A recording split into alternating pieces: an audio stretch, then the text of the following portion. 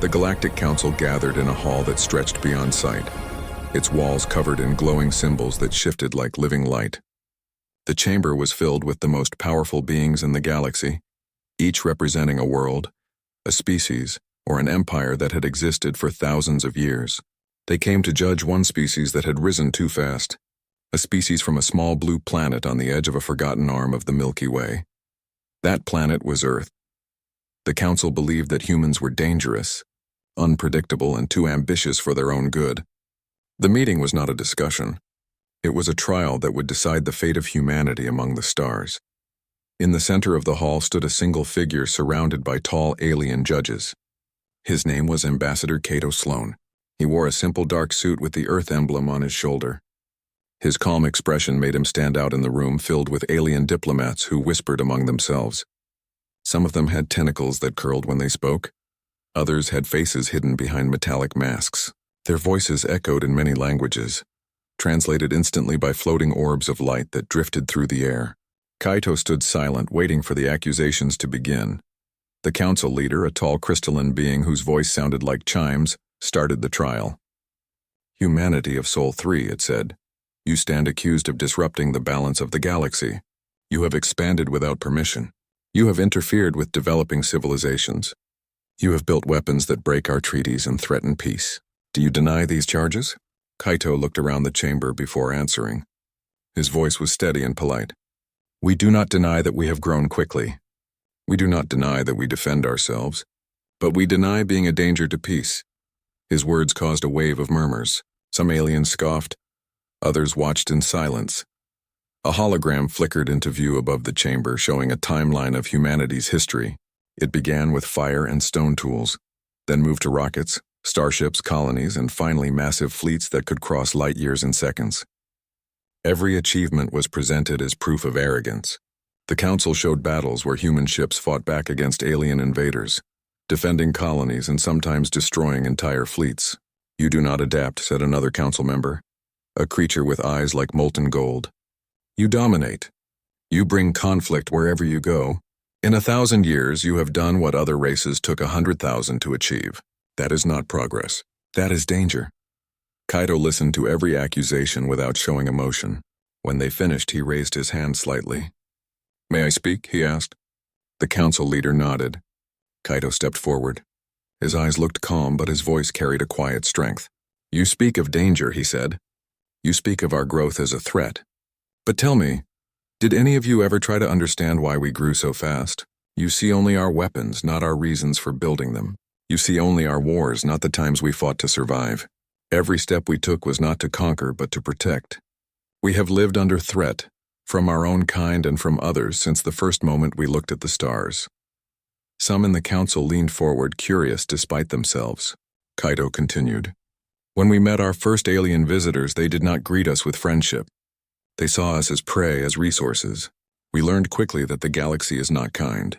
So we became strong, not because we wanted to rule, but because we refused to kneel. Every weapon we built, every ship we launched came from the same truth. We protect what is ours. We protect our right to exist." His voice grew softer, but the silence that followed was heavy. The words hung in the air like a quiet challenge. A cold laugh came from one of the elder species, a massive being covered in armor that glowed with energy. "You speak as if you are victims," it said. "You are destroyers. Worlds tremble when human fleets arrive. Entire systems change because of you." Kaito met its gaze. "Perhaps they change," he said. "But many of those systems are now free from slavery, from tyranny, from hunger. We do not force others to bow. We only refuse to bow ourselves." He took a step closer to the center of the chamber. "If that frightens you, then maybe the fear is not of humanity, but of what we remind you of. What you have lost over millennia." The council leader raised a crystalline arm. "Enough," it said. "The evidence stands. The council will decide." The members began their private telepathic communication. Light pulsed across their forms as they reached a decision. Kaito remained motionless. He already knew what they would choose. When the light faded, the leader turned to him. "The verdict is decided. Humanity is hereby restricted from further galactic expansion. Your fleets will be contained within your sector.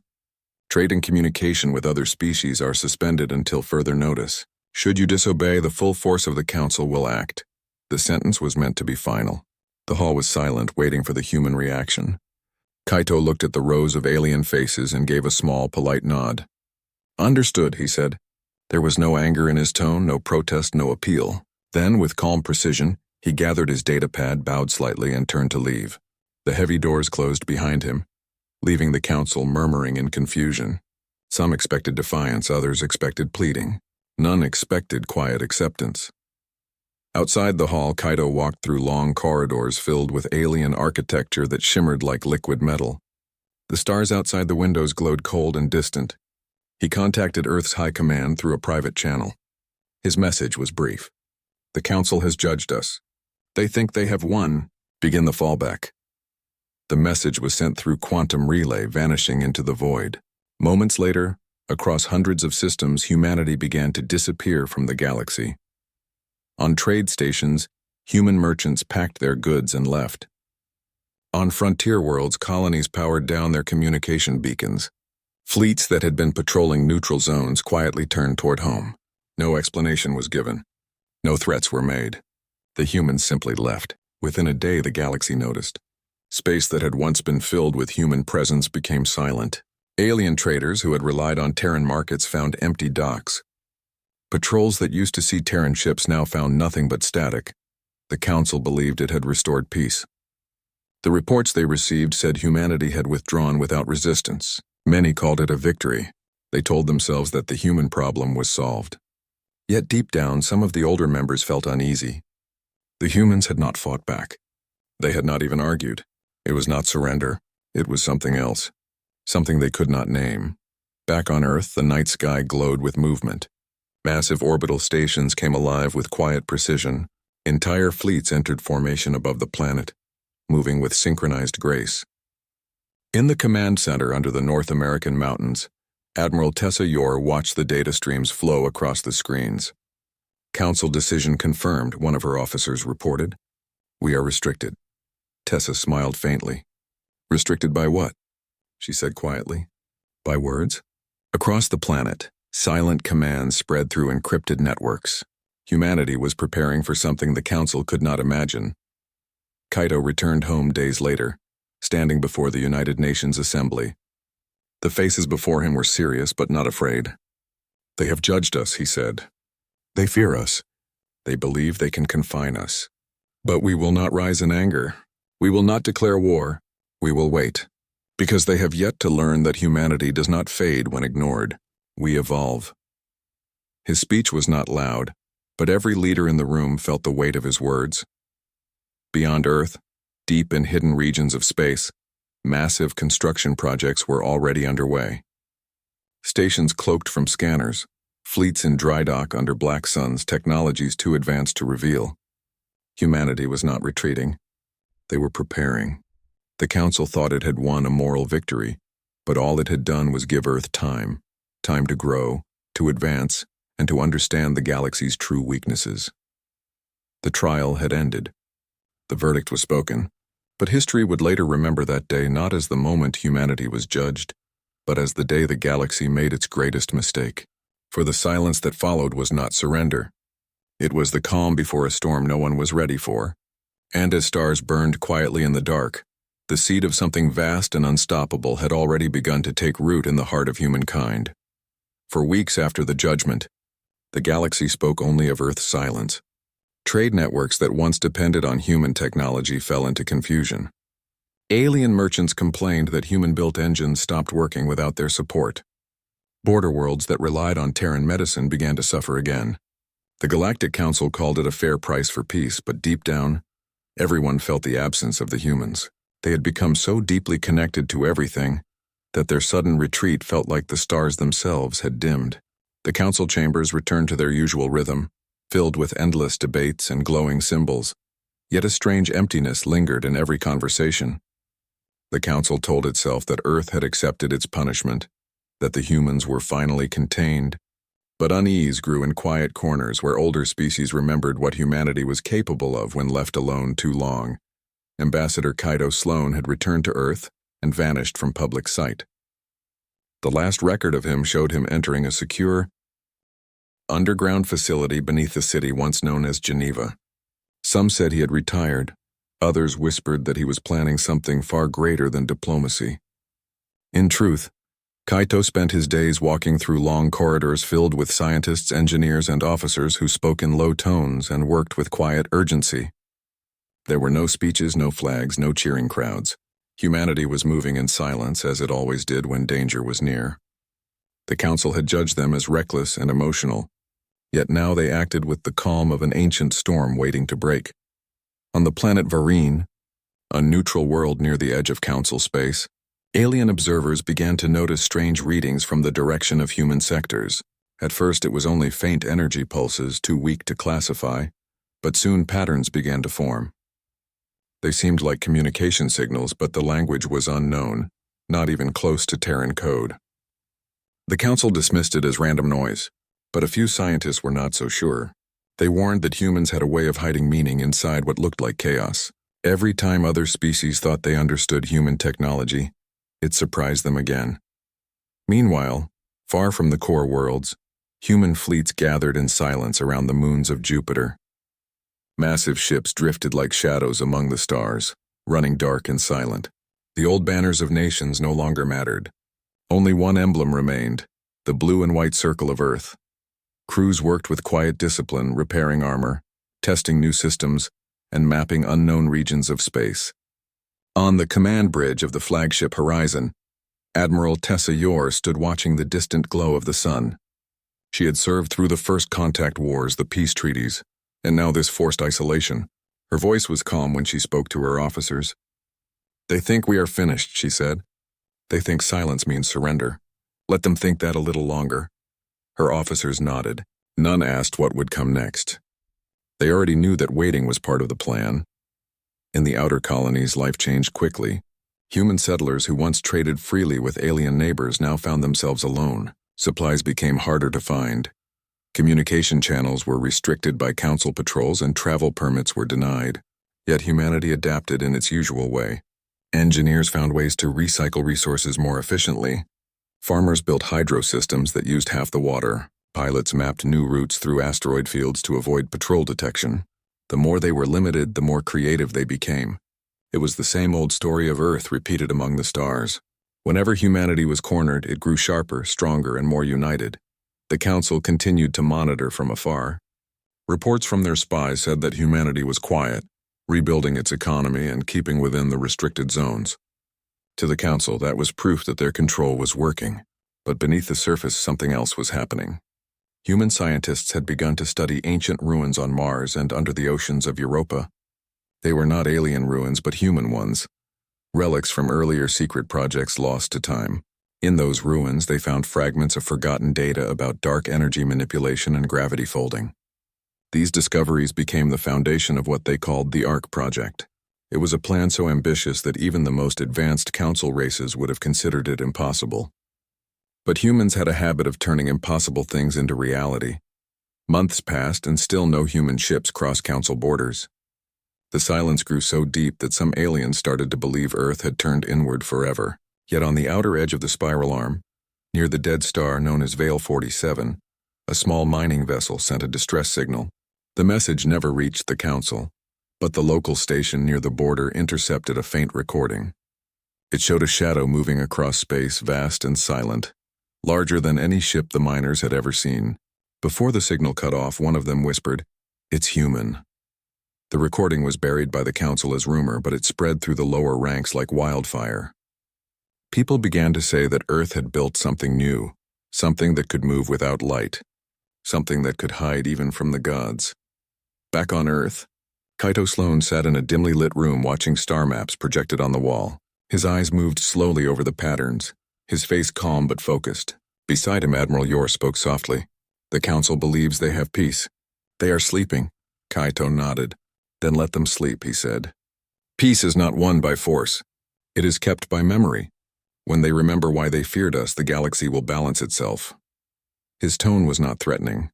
It was almost sad, as if he regretted what was coming. Far beyond Earth, in human-controlled space, the first arc drives were tested. These were not normal engines. They did not bend space in the usual way. Instead, They folded layers of reality, allowing ships to move between invisible paths that normal sensors could not detect. It was not faster than light. It was beyond light. To outsiders, these ships simply vanished. When they returned, their logs showed they had traveled distances that should have taken centuries. No alien species had ever achieved anything close. The project was classified at the highest level, known only to a few commanders and scientists. The Council's intelligence division began to notice gaps in their monitoring grid, empty spaces where human signals should have been. At first, they blamed sensor malfunctions, then sabotage. But the truth was simpler and far more terrifying. The humans were moving again, but not through normal space. They had found their own roads through the void. The Council had wanted to cage them, but they had instead given them time to build a door that no one else could see. On a distant world once occupied by both humans and the alien race called the Valari, strange events began to occur. Machines buried for years started to activate without command. Power grids came online with no visible source. Valari scientists who examined the systems found human code running through the networks, code that should not have been possible to transmit under Council restrictions. When they tried to shut it down, the systems simply erased themselves, leaving behind a single phrase written in Terran script. It said, "Do not look for us." Meanwhile, ordinary humans across colonies began to notice subtle changes. Communication delays shortened even between systems far apart. Weather systems became more stable. Energy grids never overloaded. It was as if an unseen hand was guiding every network and structure. Rumors spread that Earth had built an intelligence that watched over all human worlds. Some called it the Keeper, others the Ghost. It never spoke, but whenever danger approached, human systems would react instantly, protecting ships or stations before anyone could even issue commands. The Council dismissed it as superstition, but a few of their spies reported that something very real was happening behind the silence. In the Grand Chamber of the Council, the members grew uneasy again. Trade had begun to falter. Navigation errors increased in border regions near human sectors. Ships disappeared without trace, though no battles were reported. The Council leader demanded answers. Their analysts could only report strange distortions in subspace. Some of the older species began to speak in whispers. They said the humans had entered a stage beyond technology, a stage where they no longer needed approval or alliance. While the Council argued, humanity watched. From hidden observation posts, Terran scouts recorded everything. The Council's fear, their confusion, their inability to understand what was coming. Admiral Yor looked at the reports and felt a quiet satisfaction. "They wanted us silent," she said. "Now silence is the loudest sound they hear." Kaito Sloan watched beside her, his face still calm. "When they judged us," he said, "they forgot the one rule that built our kind. Never corner humanity. We adapt." The galaxy kept turning, stars burning in their endless patterns, but something had shifted. Every race felt it, though none could describe it. It was not war, not peace, but a quiet pressure in the dark, like the moment before a storm. The humans had not attacked anyone, yet the galaxy began to tremble with the memory of what they had seen during the trial. They realized that power was not in weapons or fleets, but in the silence of a species that no longer needed permission to exist. The Council believed it had judged Earth. In truth, Earth was the one now watching, waiting, and learning. The galaxy had wanted humanity contained, but instead it had taught them how to move unseen, how to grow without notice, and how to prepare for the day when silence would break and the stars themselves would shudder before their might. The Galactic Council gathered again after 1 full year had passed since the judgment on Earth. The Great Chamber of Light was filled with whispers. Reports had come from border systems, strange and unclear. Ships had vanished near the edges of human space. Energy readings appeared and disappeared without pattern. Some called them natural anomalies, but others feared that the humans were doing something beyond understanding. The Council tried to calm itself with logic. It said that humanity had been restricted, that their technology was limited, that the Council's surveillance network was absolute. Yet deep inside, none of them truly believed it. There was a shadow spreading in the galaxy, and it came from Earth. Ambassador Kaito Sloan had not appeared in public since the day of the verdict. The last official message from him was short and calm, saying only that humanity accepted the Council's decision. The Council considered this silence a sign of surrender, but far below the calm surface of Earth, In a facility hidden beneath layers of rock and shielded from all scans, Kaito stood before a room full of commanders and scientists. They called him ambassador still, but now his words carried more than diplomacy. They carried command. The air was heavy with quiet energy, as a holographic map of the galaxy rotated above the table. Red points marked council worlds, blue ones showed human systems. Kaito spoke softly, but everyone listened carefully. He said that the time had come to move beyond fear and beyond waiting. He told them that the council had made one mistake. It had taught humanity how to disappear. When Earth pulled back from the stars, it did not hide in weakness. It hid in preparation. He spoke of the arc drives now fully active, of fleets that could move between folds of space where no sensors reached, of silent stations orbiting dead suns, of colonies that looked abandoned but were alive under their surfaces. Humanity had built not an empire but a network of ghosts, and now, for the first time in history, Earth could see everything while no one could see it in return. In the months that followed, the first human actions began quietly. A council monitoring base near the border of Vega reported a strange malfunction. Its data streams looped backward for hours, then stopped completely. When a team was sent to investigate, the base was empty. Everything inside was perfectly clean. No bodies, no damage, no signs of struggle. Only a single message written on the central screen. It said, "Do not judge what you do not understand." The council hushed the report. They feared panic, but the same event happened again 2 systems away. Then again. Soon, whispers began that the humans were returning. On Earth, Kaito and Admiral Tessa Yor stood in the control chamber, watching thousands of ships move silently through invisible corridors of folded space. They were not attacking anyone. They were watching, learning, mapping every strength and weakness the council had. Kaito's voice was quiet when he spoke to Tessa. He said that humanity would not begin with destruction. It would begin with truth. The council had claimed that humans were dangerous because they could not be trusted, so now humanity would show the galaxy that trust had always been broken by those who claimed to protect peace. While the fleets moved unseen, human agents spread through the lower systems of the council worlds. They did not carry weapons. They carried information. On planets where the council had hidden slavery behind trade agreements, documents began to leak. On worlds where small races had been forced to pay endless taxes to the council, transmissions appeared showing secret meetings between corrupt leaders. The truth moved faster than any ship.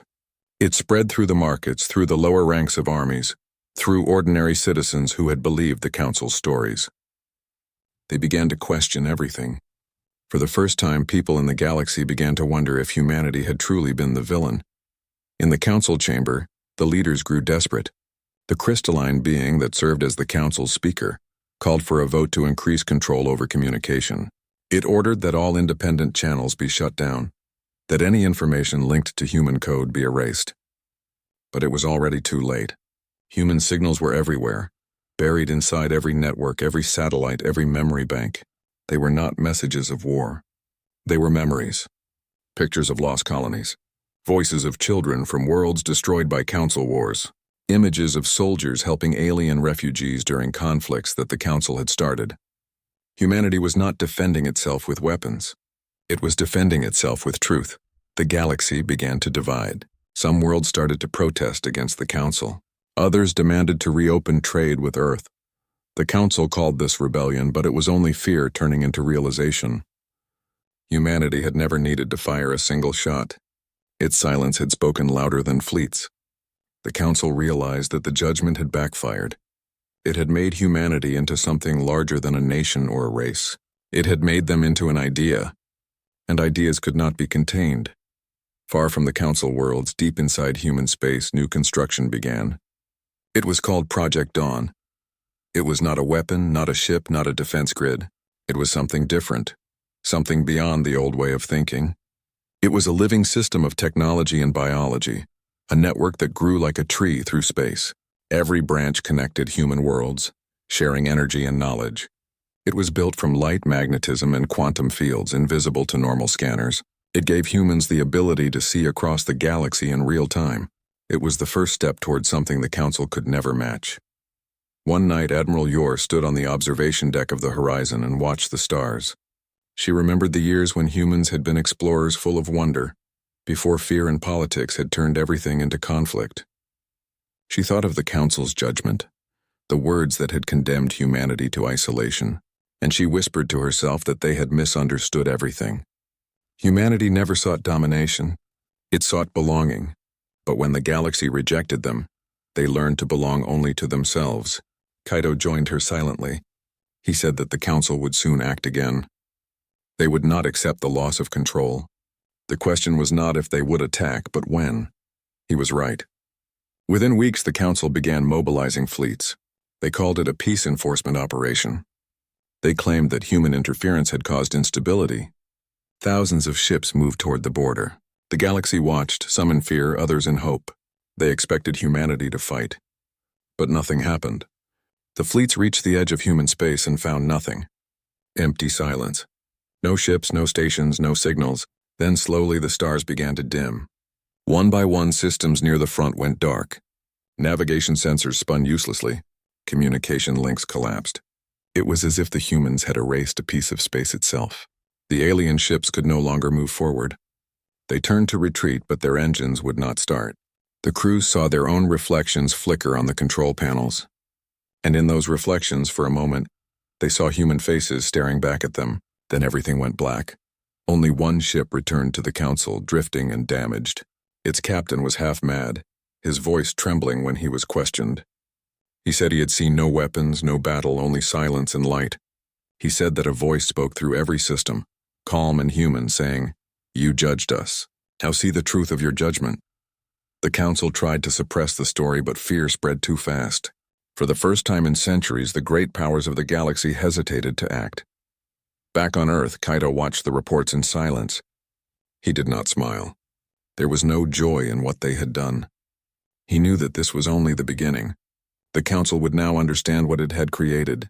By trying to confine humanity, it had forced them to evolve beyond confinement. Humanity was no longer bound by space or time. They had become something that could move through the unseen paths of the universe, guided by knowledge and by unity. Admiral Yor spoke quietly beside him. She said that the galaxy would soon see them as gods or as monsters. Kaito answered that it did not matter. He said that humanity had no need to be worshipped or feared. It only needed to be remembered correctly. He turned off the screens and looked up at the dark sky above Earth. The stars seemed closer than ever, as if they were listening. In the following weeks, human fleets reappeared across several systems, not as invaders but as protectors. They restored power to dying worlds.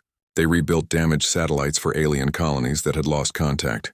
They did not ask for thanks. They left before anyone could speak to them. Every act of help came with one quiet message left behind. It said, "Balance begins with truth." The galaxy could not understand why humanity would help those who had judged them, but that was the secret of their strength.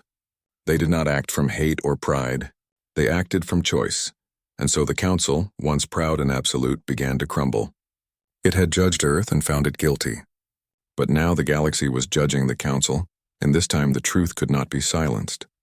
Earth remained quiet, not claiming victory, not demanding anything. It simply watched as the galaxy began to change. The Council's power faded, and a new order began to rise, one built not on fear but on respect. And in the shadows between stars, the humans prepared for what would come next, knowing that peace was not the end, but the beginning of something far greater. The galaxy was quiet for a time after the Council's fleets vanished into darkness.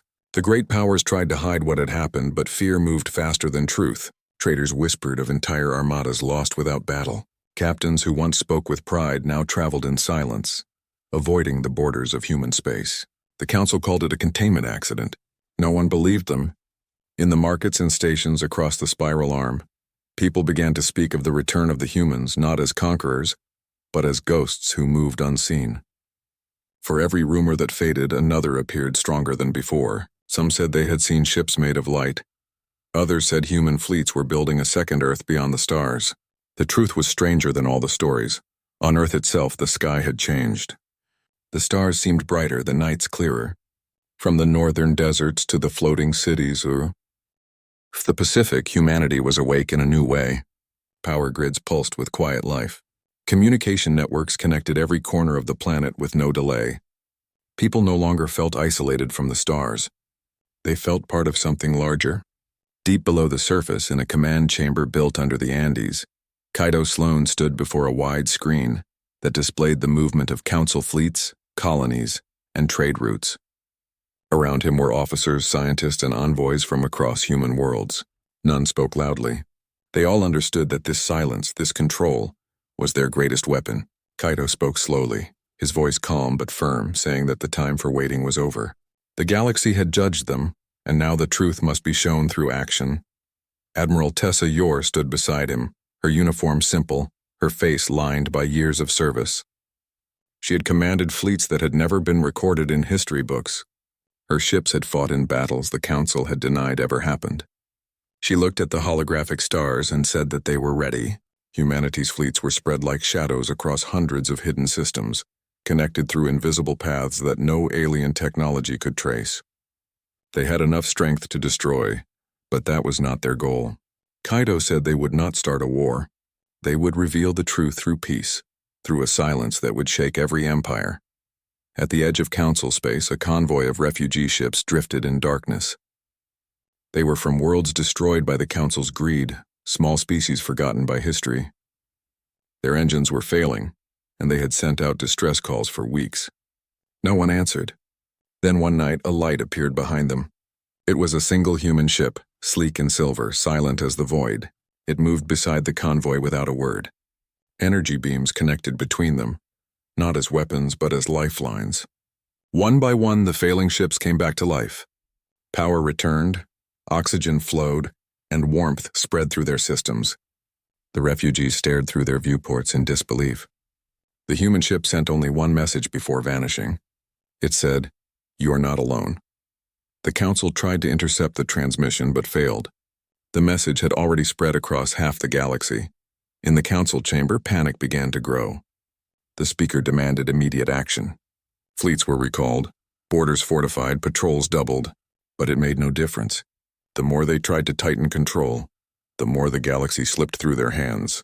On distant worlds, entire colonies declared independence from the Council, inspired by the unseen hand of humanity.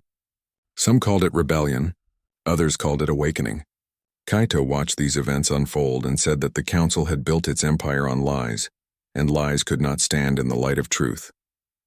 The humans did not need to fight. They only needed to hold a mirror up to the galaxy. But the Council was not finished. They gathered their oldest weapon, something ancient and hidden built long before Earth had joined the stars. It was called the Judgment Core, a machine that could burn entire systems by collapsing their suns. It was meant to be used only in the darkest emergencies. Now, driven by fear, they prepared to use it against humanity. They believed that destroying a few human worlds would restore order. They forgot that humanity had learned to see everything long before they acted. The moment the core activated, human sensors picked up the signal. Within minutes, the energy surge vanished. When the Council's technicians checked their system, they found the core had been locked from the inside.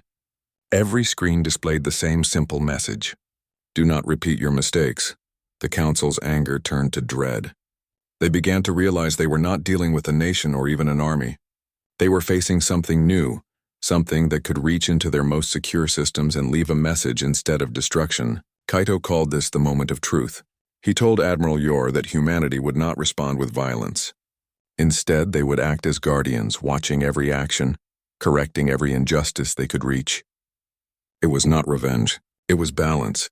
Across the galaxy, small miracles began to happen. On the frozen world of Rune, where miners had been trapped for months, food began to appear in their stores overnight. On the desert planet Kale, where drought had lasted for decades, rain clouds formed suddenly and poured life back into the land. On distant colonies abandoned by the Council, power grids reactivated and children woke to the light of restored suns. Everywhere these things happened, people found the same sign left behind. A circle of light carved into the ground or written in data, simple and clear. It was the symbol of Earth. The people of the galaxy began to change their view. The species that had once feared humans now saw them as something beyond their old legends. They were not conquerors or destroyers. They were the ones who fixed what others had broken. And yet they never asked for thanks or loyalty. They came and left in silence like the wind through a forest. The more the Council tried to hide it, the more the galaxy began to trust Earth. Inside the Council, cracks began to form. Some members secretly reached out to human envoys offering peace. Others refused, calling it betrayal. The debates turned violent. Entire sectors stopped sending tribute. The empire that had ruled for millennia began to collapse from within. Kaito watched this with quiet sadness.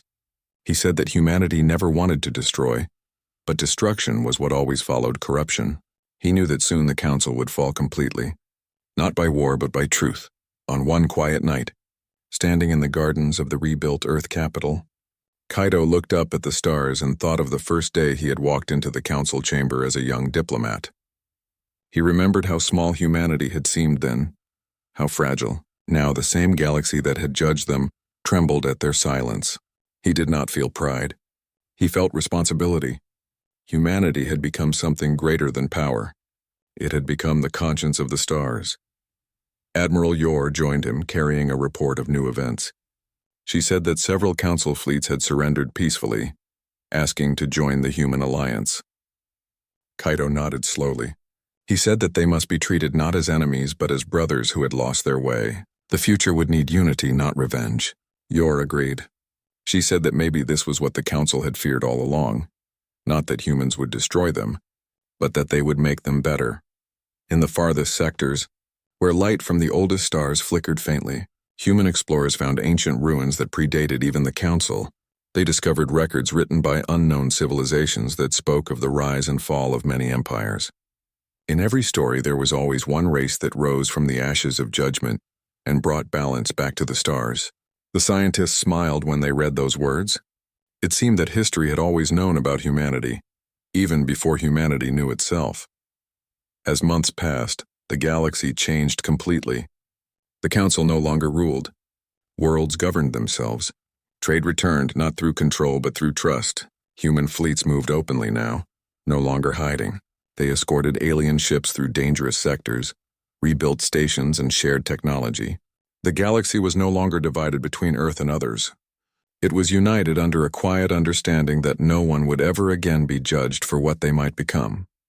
And yet, in the deepest part of human space, beyond even the reach of Project Dawn, there was movement. A group of ships traveled toward a region of the galaxy still unexplored. They carried scientists, diplomats, and soldiers. Their mission was simple but vast. They would go beyond the known stars, beyond the council's maps to see if there were others waiting in the dark, others who needed to be found, helped, or warned. Humanity had no desire to rule, but it could not stop exploring. It was their nature. Kaito watched those ships depart from the orbital station above Earth. He said quietly to himself that the galaxy had learned one lesson the hard way. When you judge humanity, you awaken it. And when it awakens, it does not destroy. It changes everything. The stars below glowed brighter, and somewhere in the silent expanse of space, the first light of a new dawn began to rise. The galaxy had entered a new age. The council that once ruled everything was gone. Its flags no longer flew above cities and stations. The worlds that used to obey its laws now built their own ways of life. Trade routes reopened. Old enemies began to speak again. In many places, peace finally returned after centuries of silence. But peace did not come easily. The scars of the old order still ran deep. There were planets that had been forgotten by the council for hundreds of years. There were colonies that had lost all hope of contact and lived like ghosts in the dark. Now humanity reached out to them, not as rulers but as friends. They sent ships full of supplies and engineers, doctors and teachers, people who came not to take but to give. Everywhere the humans went, the stars seemed to grow brighter. Kaito Sloan sat in a quiet chamber on Earth, surrounded by screens showing the rebuilding of the galaxy. He had seen war and peace both. He had seen fear turn into hope, but he also knew that peace could fade if not guarded carefully.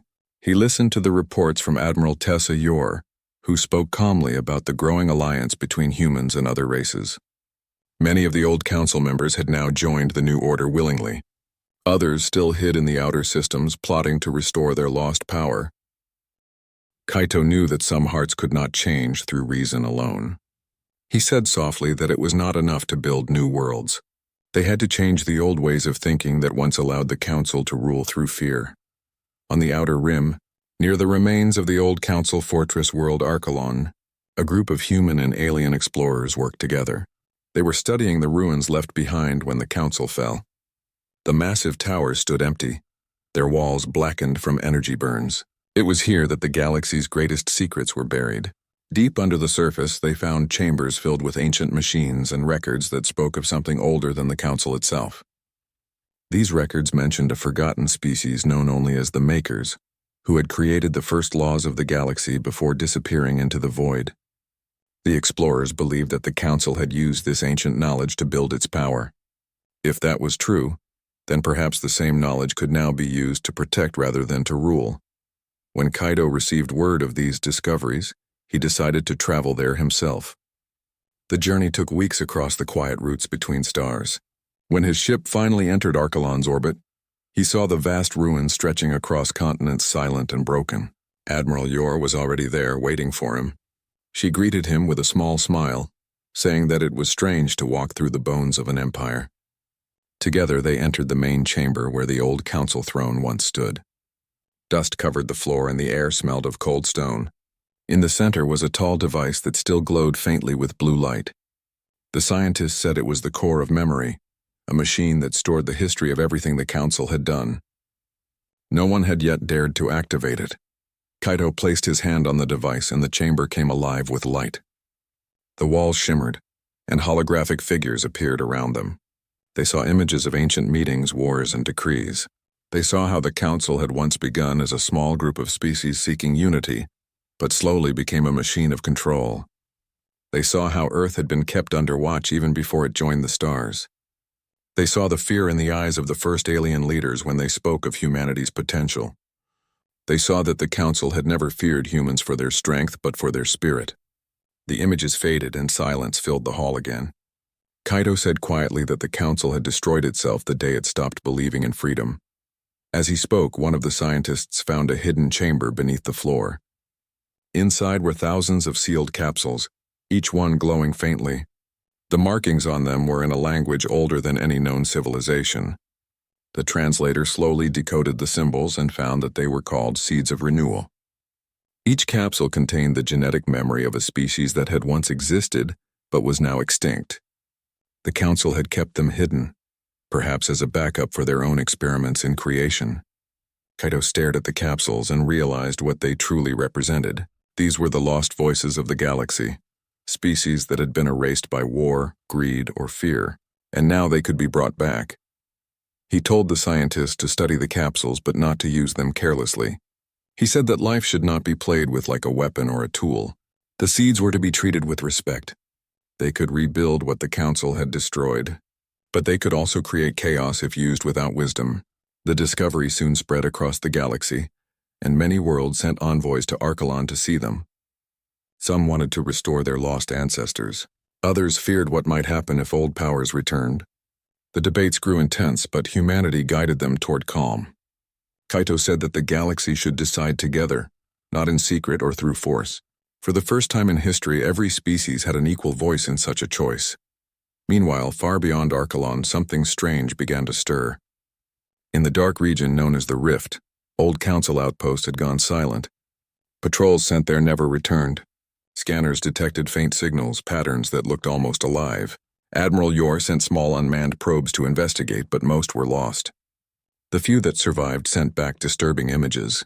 Structures were forming out of light and energy, building themselves in silence. The scientists believed it was the work of machines the council had abandoned, still following ancient orders. But Kaido suspected something deeper.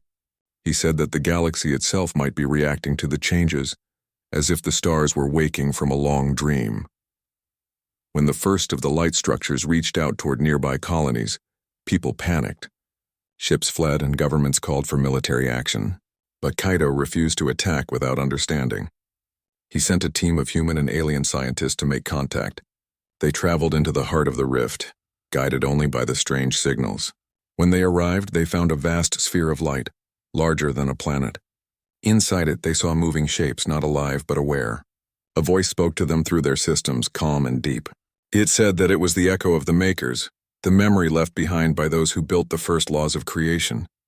The echo said that it had slept for eons, waiting for a time when life could rise again without fear. Now it had awakened because it had sensed balance returning. The scientists asked if it meant to harm anyone, but the echo said no. It said that its purpose was to rebuild the connection between life and the stars. It said that the Council had broken that link long ago when it turned unity into control. Now the Echo would restore what was lost, but it needed guidance from those who had learned from the past. Kaito received this message and understood its meaning. Humanity had been judged once, and they had survived that judgment not by power but by heart. Now they were being called to guide the next age. He spoke to the Alliance Council and said that the time had come for the galaxy to move beyond fear. They could no longer live by the old rules of control and punishment.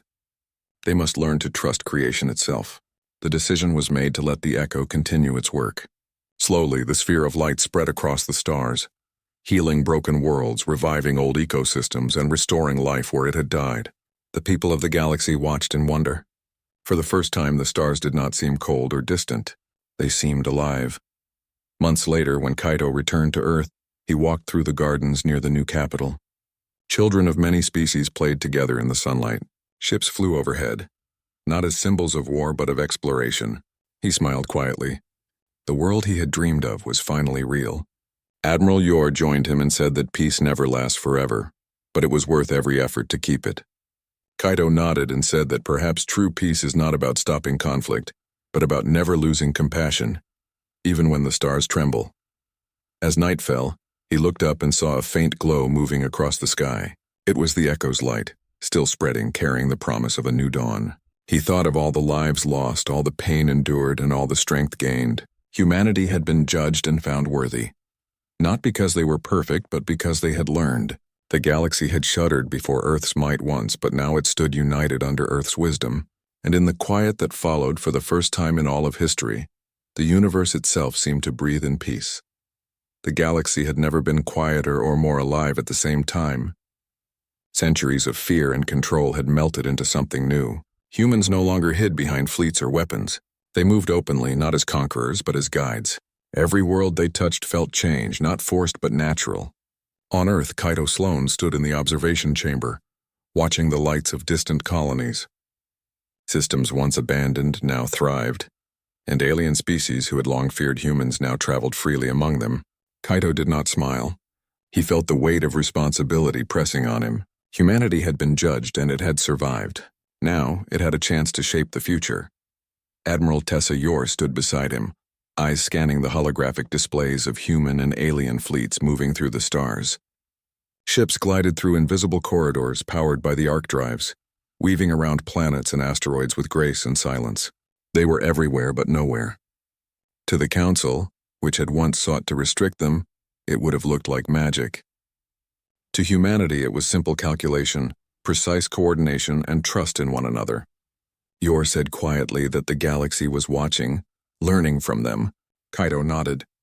He said that this was not about showing power, but teaching balance. On a distant world far from human space, a small species that had once been enslaved by the Council looked up at the stars with hope for the first time. Messages came from human envoys, offering help to rebuild cities, water systems, and energy networks. No taxes were demanded, no loyalty enforced. The people began to understand that the humans had been misunderstood. They had been judged too harshly. Humanity had not sought domination but survival. Now they offered aid without conditions, and in that act the galaxy began to heal. Kaito watched the reports from Archelon, where the seeds of renewal were being carefully activated under strict supervision. Small species that had once vanished from memory were being revived, given a second chance to grow. The galaxy was filled with life that had been lost to war, greed, and fear. Kaito said that the Council had once believed it could control everything, but it had failed because it had ignored the truth. Life cannot be contained, only guided. Humans had been judged, and the galaxy had shuddered at their potential. Now that potential was being used to restore, not destroy. In the rift, where the echo of the Makers had awakened, lights moved like living streams across space, touching dying planets and broken colonies. Scientists and explorers traveled alongside the echo, observing as planets revived, ecosystems restored, and civilizations given a chance to remember their histories. The echo did not act as a ruler. It acted as a teacher, showing species how to thrive without control, how to rebuild without revenge, how to grow without fear. Kaito called it the final lesson of the judgment. Humanity had survived because it had chosen compassion over anger, and now it was teaching the galaxy the same lesson. Despite this calm, not everyone agreed. Some remnants of the old council tried to reclaim lost power. They gathered fleets in secret, sending messages promising a return to order. But the galaxy no longer listened. Human scouts observed every hidden path, every secret meeting, every move made by those who would bring back fear. When these remnants realized they were discovered, many surrendered peacefully, understanding that force no longer commanded respect. Those who refused were quietly isolated, unable to harm others or disrupt the growing network of cooperation. Humanity's might was not in destruction, but in preparation, presence, and wisdom. On Earth, children of many species played together in the rebuilt cities. Human and alien voices mixed in the air, laughter echoing among the towers. Technology flowed freely, energy was clean, and communication networks connected worlds in real time. Kaito walked through the gardens and watched, thinking about how far humanity had come. They had been judged as dangerous, reckless, and ambitious, yet here they stood, not as conquerors but as protectors and teachers. The galaxy had shuddered at their might, but now it thrived because of it. Admiral Yor reported new developments from the frontier sectors. Ancient species long thought extinct had been discovered using the seeds of renewal. New alliances were forming naturally without coercion. Trade had restarted across previously isolated regions. Humanity's silent guidance had created a web of trust stronger than any empire the galaxy had ever known. Kaito listened and said that the judgment of the council had taught humans a lesson too. It had shown them that true strength lies not in domination but in unity, in wisdom, and in the courage to act without fear. In the deepest reaches, explorers using the arc drives ventured into uncharted space. They discovered stars and planets that had never been seen. They found signs of civilizations that had existed long before the council, left in ruins but waiting for someone to notice. Humanity did not claim these worlds. They cataloged them, restored balance, and left messages for future travelers, reminding them that life is fragile but resilient, that every species has value, and that judgment should never be final. Kaito said that the galaxy itself was learning from humanity's example, shaping itself around the principles of respect and understanding, rather than fear and control. One evening, standing above the oceans of Earth, Kaito and Yor watched a storm pass over the horizon, lightning illuminating the clouds and reflecting in the water. Kaito said that storms remind humans of the power they cannot control. He added that the galaxy had learned this lesson too. All the empires, the fleets, and the machines had once thought they could control life. Now they understood that life, guided with care and wisdom, could accomplish far more than force alone. Yor nodded, saying that it had taken humanity being judged to show the universe the right path. Kaito agreed. Judgment had been a mirror, reflecting not weakness but the strength hidden in compassion and unity.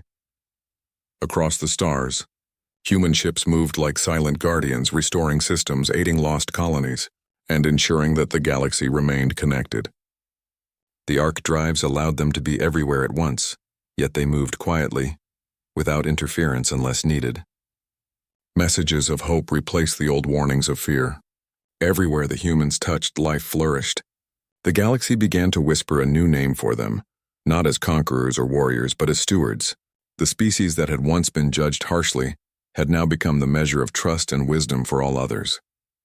Back on Earth, Kaito received reports from the rift where the echo of the Makers continued its work. The sphere of light now connected dozens of worlds, weaving a web of guidance and protection. Planets once lost to neglect or war were now thriving. Species that had suffered under the old council's rule now lived freely, teaching each other and growing stronger. Humanity had not ruled them, it had only guided them, showing the galaxy that power is not the ability to destroy but the courage to protect and nurture. Kaito smiled faintly, knowing that the judgment that had once caused fear had led to the most remarkable transformation in history. As centuries passed, the galaxy remembered the humans not for their fleets, their weapons, or their wars, but for their wisdom.